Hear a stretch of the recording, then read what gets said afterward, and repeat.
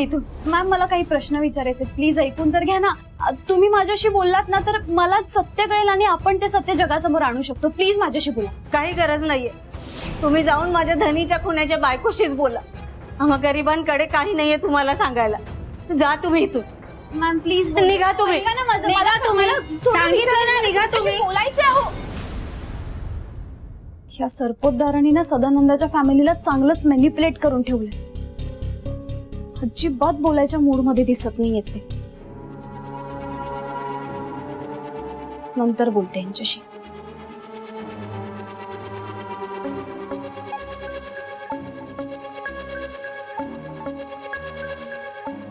Swanandi, I have to rush. मला जायचंय, मला काम आहेत. मी नंतर बोलते तुझ्याशी. बाय आणि काळजी घे.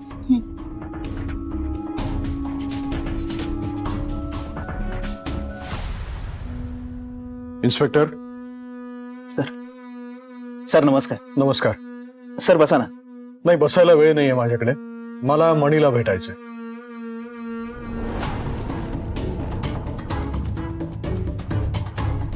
हो सर, या ना. चावी द्या. खुर्ची घेऊन यायचा.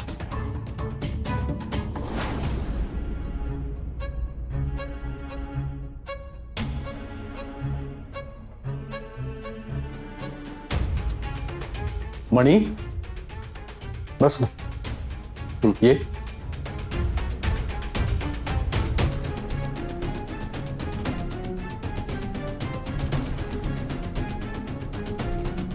या बाहेर या.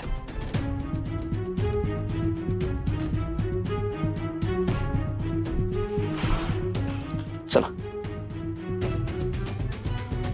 कसा आहेस?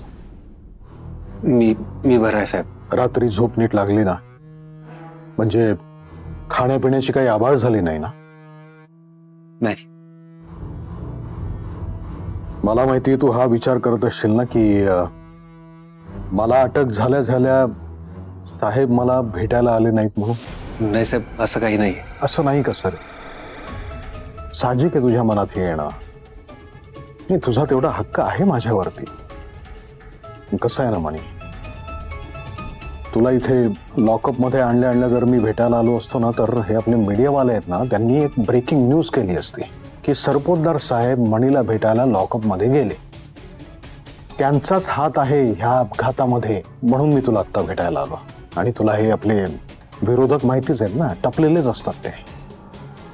पण मणी, तू तोंडाने जरी मी बरा आहे असं म्हणत असलास ना तरी सुद्धा तुझी अवस्था मला दिसते रे. म्हणे काय झालं रे? तुझी अशी ही